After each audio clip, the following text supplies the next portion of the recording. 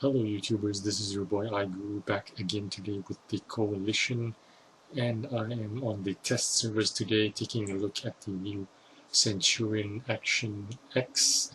This is the FV4202 replacement, so if you have it in your garage, you will receive this tank for free in the new 10.0 update, which is coming up soon. Of course, it is modeled in high definition and it looks absolutely gorgeous. I love the attention to detail. If you take a look at the camo net over here, the machine gun, the wear and tear of the tank, the inscription, it looks a little bit raised. Absolutely magnificent. And if you take a look at the gun, there is the thermal wrap and the clips. The attention to detail on the clips and the thermal wrap, it looks amazing. Also, there is a huge light here, a spotlight or some kind of infrared light. I love it, it looks great. And if you take a look at the reflection on the glass on the commander's port, it is amazing, I love it. And on the driver's port, you even have the protective shields on the driver's viewports. So right now we're going to rewind down this British medium tank tech tree and look at its predecessors, tanks that came before it, and we'll begin with the Centurion Tier 8. The modeling on the Tier 8 Centurion pales in comparison to the newer Centurion Tier 9 7.1. The 7.1 looks absolutely gorgeous. The high definition update was timely and it was overdue because it's been in the garage for a long time now and it was due for an update. What a lovely tank. The FV201 is a new edition Tier 7 heavy tank. It looks a bit like the Centurion, but it's also a HD model and it looks really nice. Although it is lacking a little bit in the performance department, it is still a beautiful looking tank to play. So with that in mind, let's take a look at the soft stats of the Centurion Action X. Right off the bat, let me remind you, this is a Tier 10 British medium tank, and it is the direct replacement for the FV4202, which will be retired from the 10.0 patch. It has 1,950 hit points, and the engine horsepower is 1,040. 55-ton tank with a power-to-weight ratio of 18.91 horsepower per ton. Maximum top speed is at 53 kilometers an hour and 20 kilometers an hour going backwards. Hull traverse is at 50 degrees per second and turret traverse almost the same, 50.1 degrees per second.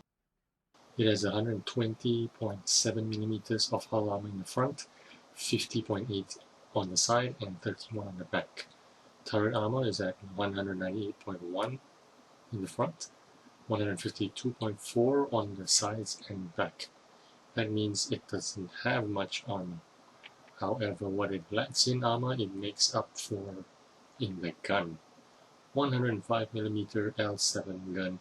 It has a penetration of 268 on AP and 330 on the heat. Damage is at 390 hit points on both the AP and heat.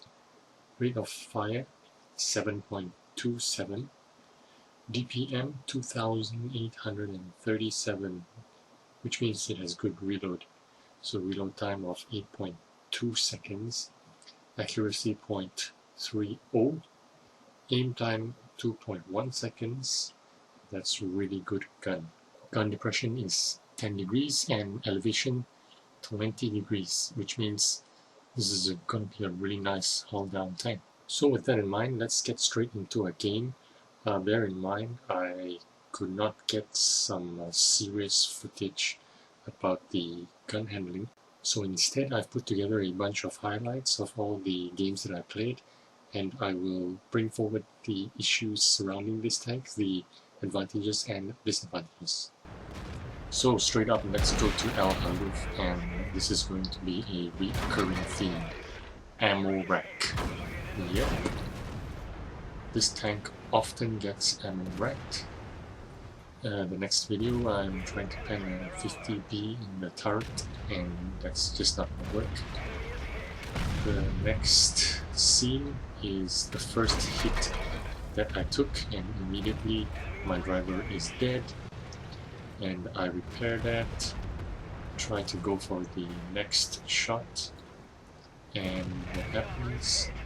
I get taken, my ammo gets taken out again.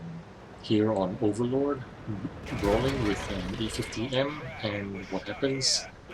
On my third hit, I get ammo-wrecked. In the next clip, I try to snipe a 215B in the turret and it fails.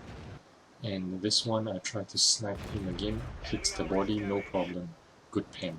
In this video, I'm still quite healthy, but don't try to take on a 215B, because this will happen to you. And the next video, I am Abby, full health. I'm going to take my first hit, and what happens? I lose my loader.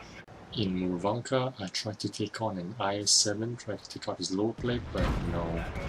First shot that hits me, I lose my loader. Now I try to pen the lower plate of the IS-7, and fail to do so.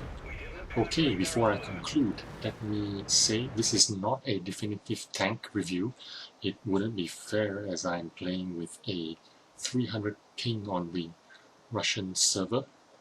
However, I can say a few words about it after playing about 51 games on it, with a 53% win rate, which I'm quite surprised actually, because it was quite frustrating on the common test servers, where people were constantly team killing all the time and throwing games.